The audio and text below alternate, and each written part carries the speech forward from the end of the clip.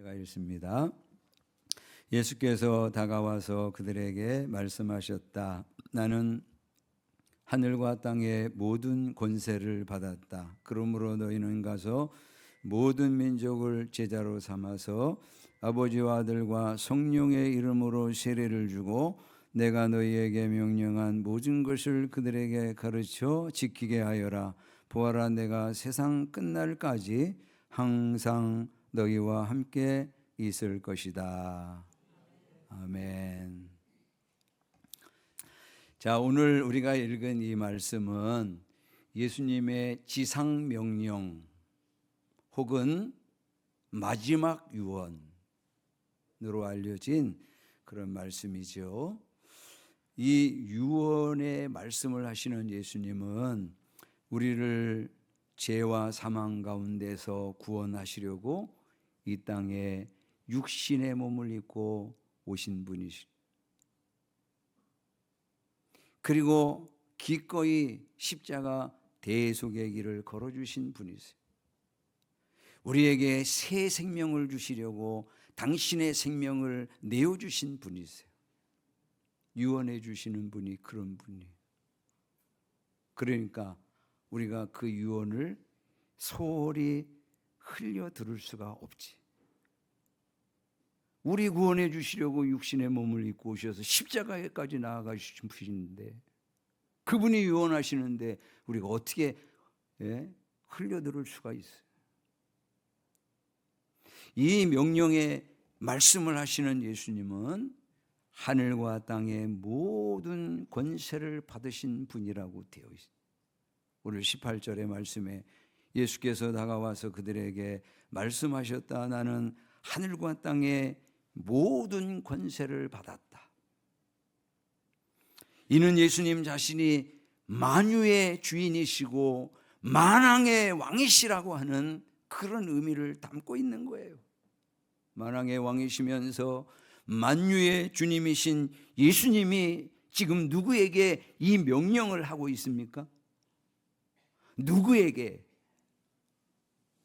19절의 말씀에 보니까 그러므로 너희는 가서, 20절의 말씀에 내가 너희에게 명령한, 이렇게 말씀하시는 거 보니까 너희라고, 너희. 그럼 너희는 누구냐 이 말이, 너희.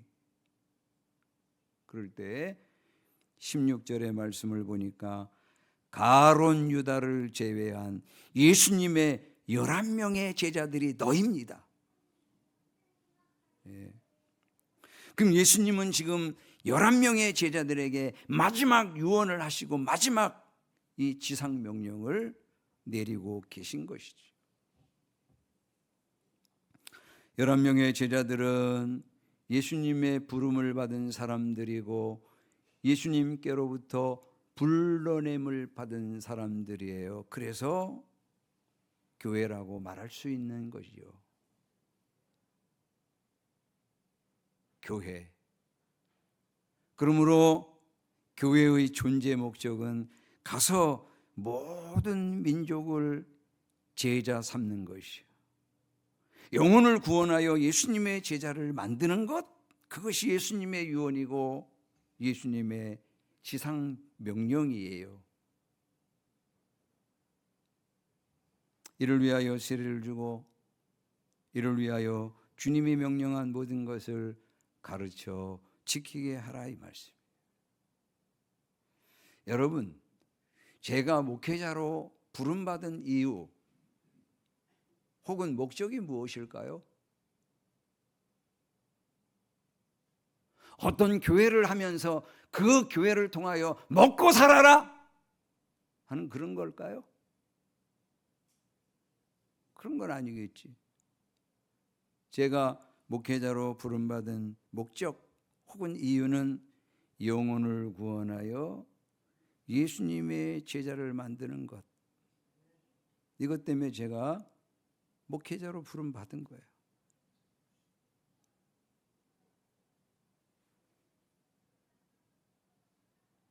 여러분들이 구원받은 이유는 또 뭘까요? 여러분들이 구원받은 목적은 가서 모든 민족을 제자 삼는 것입니다. 이걸 우리가 놓치면 안 돼요, 여러분. 저는 목회자들 가운데 이거 놓치고 있는 그런 목회자들을 수없이 봅니다. 자신이 왜 부름받았는지, 왜 목회자가 됐는지 이거 놓치고 있는 그런 사람들이 너무 많아.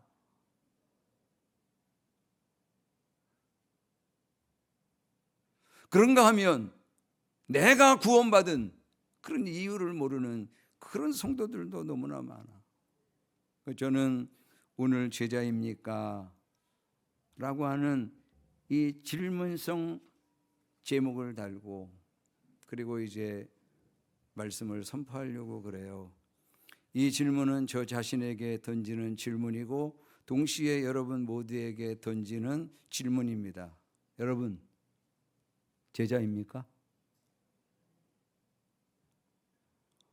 그 예수님께서는 제자됨의 표지를 요한복음을 통하여 세 가지로 얘기하고 있어요. 세 가지. 그걸 제가 이제 요한복음을 찾아가면서 세 가지 제자는 어떤 사람인지 예수님이 직접 말씀하신 그 말씀을 보면서 제자는 어떤 존재인지를 말씀드릴 건데 여러분 자신을 한번 그 말씀에 비추어 보세요. 나 제자인가? 첫 번째, 예수님의 제자는 예수님의 말씀 안에 거하는 사람이요. 어떤 사람이라고요? 말씀 안에 거하는 사람. 요한복음 8장 31절에 예수께서 자기를 믿은 유대 사람들에게 말씀하셨다. 너희가 나의 말에 머물러 있으면 너희는 참으로 나의 제자들이다. 예수님의 말씀 안에 머물러 있는 사람, 말씀 안에 거하는 사람, 그가 바로 예수님의 제자라고 예수님이 친히 말씀하고 계시는 거예요. 이 말씀은 예수님의 말씀에 거역하지 않고 혹은 예수님의 말씀을 무시하지 않고 순종의 자리로 나아가는 그것을 의미하는 거예요. 말씀이 하라 하면 하고 말씀이 하지 말라 하면 하지 않고 말씀이 가라 하면 가고 말씀이 가지 말라 하면 가지 않는 것. 이것이 말씀 안에 머무르는 것이고 이것이 말씀에 거하는 것이지. 여러분, 예수님의 말씀을 거역하면은요 늘 마음이 불편하고 무겁습니다. 근데 그 말씀을 거역하는 시간들이 길어지고 계속되어지잖아요. 그러면 반드시 그것 때문에 시험에 들고 무너집니다.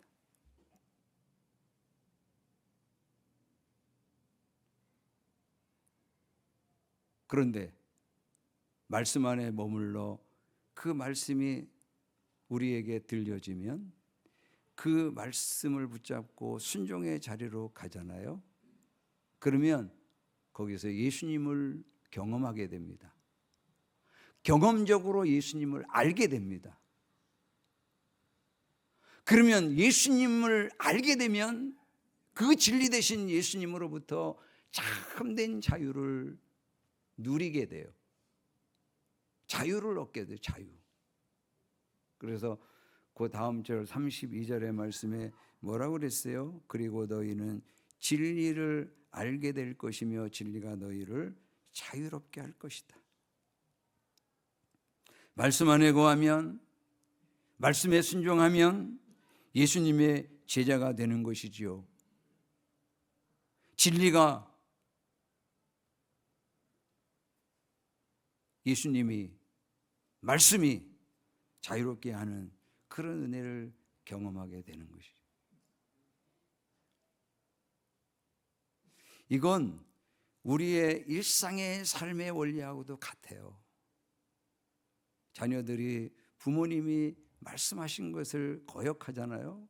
그럼 늘 불편하게 돼 있어요. 관계가 깨어지니. 그런데 그 말씀을 받고 순종하는 자리로 가면 늘 편안하고 자유로워. 그것과 똑같은 거. 첫 번째로 예수님의 제자됨의 표지는 예수님의 말씀 안에 거하는 것. 예수님의 말씀 안에 거하는 사람, 그가 바로 예수님의 제자예요. 둘째로는 예수님의 제자가 어떤 사람이냐? 형제를 사랑하는 사람이다. 요한복음 13장 34절의 말씀에 같이 읽어봐요. 35절까지 시작. 이제 나는 너희에게 새 계명을 준다. 서로 사랑하여라. 내가 너희를 사랑한 것 같이 너희도 서로 사랑하여라. 너희가 서로 사랑하면 모든 사람이 그것으로서 너희가 내 제자인 줄을 알게 될 것이다. 기독교의 핵심은 사랑이라는 거 우리도 알고 저 밖에 있는 사람들도 알지요. 예수님을 믿지 않는 사람들도 기독교의 핵심은, 기독교의 메시지는 사랑이라고 하는 거 다 알고 있지. 그러므로 사랑이 없으면 성경이 말하는 기독교 아니죠. 기독교 아니에요. 우리가 서로 사랑하지 아니하면 세상 사람들이 금방 알아차려요. 그래가지고 가짜 기독교라고 조롱하는 거지. 타락한 교회라고 비난하는 거지. 참된 그리스도인 아니라고 아쉬워하는 거지. 그게 오늘 우리 한국 사회에 쭉 퍼져 있는 거예요.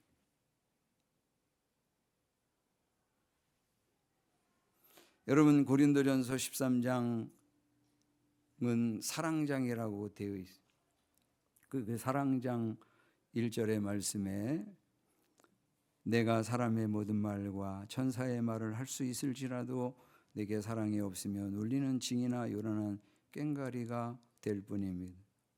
내가 예언하는 능력을 가지고 있을지라도 또 모든 비밀과 모든 지식을 가지고 있을지라도 또 산을 옮길 만한 모든 믿음을 가지고 있을지라도 사랑이 없으면 아무것도 아닙니다.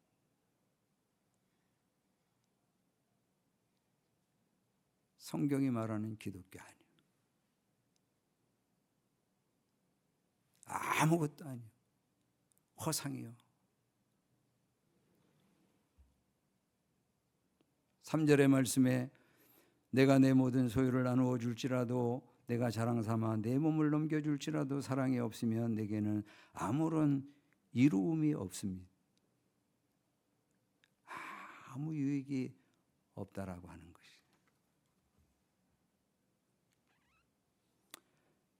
여러분, 이와 같은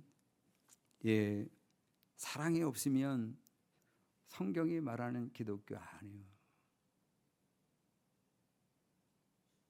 그래서 세상 사람들이 금방 알아차린다니까요. 그래가지고 가짜 기독교 조롱하고 타락한 교회 비난하고 그리고 참된 그리스도인 아닌 그런 모습들을 보면서 굉장히 안타까워하는 거예요. 근데 이 사람은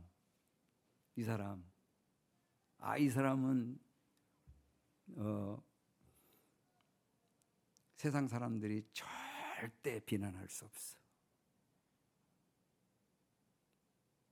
그 설교 중이지만 잠깐 동영상을 보려고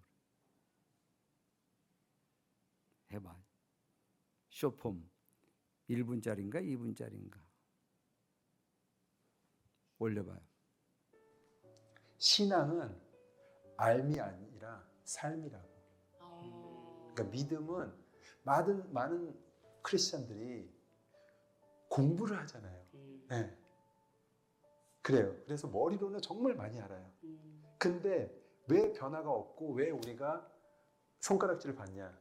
그 아는 거를 삶으로 나타내지 않기 때문에.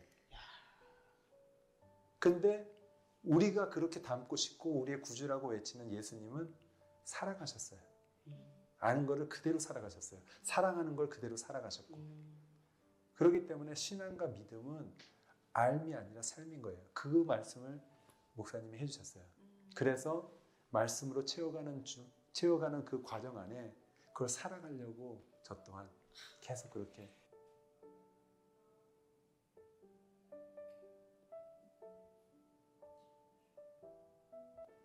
네, 신앙은 누구도 비난할 수 없어. 그래서 제가 전도하려고 애를 쓰는 그런 한 자매가 있는데, 이 자매와 대화를 하는 중에 어떻게 이 현이라고 하는 형제 얘기를 하게 됐어요. 그랬더니 그 자매가 뭐라고 표현하냐면, 그분은 천상의 사람이잖아요. 우리하고는 수준이 아니잖아요. 다른 세계에서 사시는 분이잖아요. 이렇게 얘기할 정도로 정말 그리스도의 사랑을 삶 속에서 드러내려고 얼마나 애쓰는지.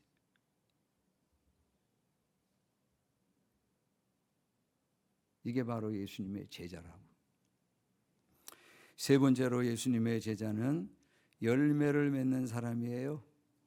요한복음 15장 8절에 너희가 열매를 많이 맺어서 내 제자가 되면 이것으로 내 아버지께서 영광을 받으실 것이다. 예수님의 제자는 열매를 맺는 사람이에요. 두 가지의 열매를 맺습니다. 하나는 외적인 열매, 영혼 구원의 열매, 전도의 열매. 요한복음 4장의 말씀에 보면 예수님께서 사마리아로 가세요. 몹시 피곤하셨는데 정오에 한 우물에 도착을 하셨어요. 제자들이 전부 동네로 뭘 먹을 것을 사러 가셨는데 예수님 우물가에 잠시 쉬고 계셨는데 거기에 사마리아 여자 한 사람이 나와요. 물을 좀 주실 수 있겠소? 하고 예수님께서 그 여자와 대화를 시작하시다가 결국은 이 여자가 예수님이 자신들이 기다리고 있던 그리스도 구원자 메시아라는 사실을 알게 돼요. 이 여자는 즉시로 갑니다. 요한복음 4장 28절의 말씀에 그 여자는 물동이를 버려두고 동네로 들어가서 사람들에게 말하였다. 내가 한 일을 모두 알아맞히신 분이 계십니다. 와서 보십시오. 그분이 그리스도가 아닐까요? 그리고 나서 이와 같이 여자가 가가지고 동네에 가서 복음을 전하고 예수님을 전한 까닭에 결과로 사람들이 동네에서 나와서 예수께로 갔다 그랬어요. 39절의 말씀에 그 동네에서 많은 사마리아 사람이 예수를 믿게 되었다. 그것은 그 여자가 자기가 한 일을 예수께서 다 알아맞히셨다고 증언하였기 때문이다. 예수님을 증언했어요. 예수님에 대해서 말했어요. 그랬더니 그 동네에서 많은 사람들이 예수님을 믿고 돌아왔어요. 이처럼 예수님의 제자는 예수님을 믿은 후에 자신이 믿는 예수님을 증언해서 남편도 예수님 믿게 하고 아내도 예수님 믿게 하고 자녀들도 예수님 믿게 하고 형제들도 예수님 믿게 하고 친구도 예수님 믿게 하고 동네 사람들도 예수님 믿게 하는 그런 열매가 맺어지는 거예요. 제자들은 그런 사람들이에요. 또 하나 내적인 열매를 맺어요. 그 내적인 열매를 우리는 성령의 열매라고 말해요. 갈라디아서 5장 22절 말씀에 그러나 성령의 열매는 사랑과 기쁨과 화평과 인내와 친절과 선함과 신실과 온유와 절제입니다. 이 모든 성령의 열매들은 가만히 묵상해 보면 예수님의 성품이에요. 그러니 예수님을 따라가는 제자들은 당연히 예수님 그 성품을 담겠죠. 그 예수님의 성품을 담는 것이 자연스러운 것이겠죠.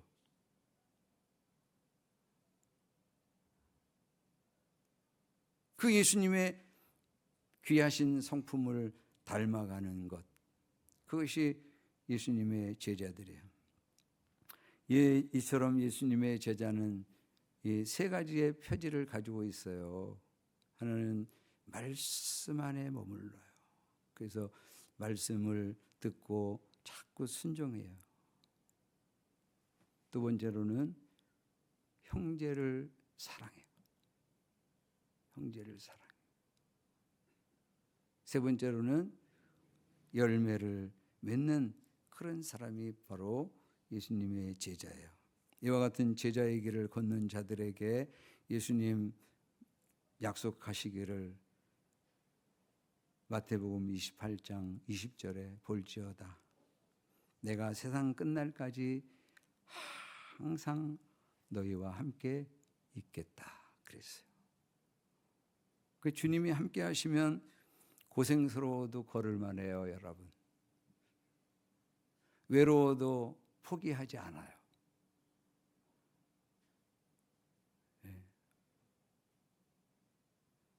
심지어 실패해도 괜찮아요. 죽어도 괜찮아요. 주님이 함께 하시면. 그래서 숱한 주님의 제자들이 순교의 자리로 나아갈 수가 있었던 거예요. 주님이 함께 하시면 이게 가능해져요. 이게 돼요. 왜냐하면 주님이 함께 계시면 세상이 줄 수 없는 그런 이 자유함과 기쁨이 충만해지거든요. 세상에서는 결코 맛볼 수 없는 그와 같은 이 참된 자유 그리고 기쁨, 이것들이 충만하거든요. 주님이 함께 하시면 그래요. 그러므로 저와 여러분이 오늘 세 가지의 예수님의 제자됨의 표시를 한번 쭉 보면서 나는 지금 어디까지 왔는지 그거 한번 체크해 보세요.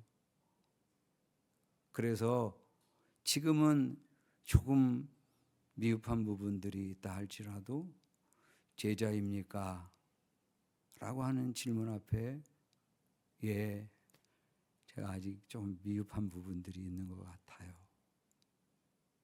그러나 머지않아 제자입니까?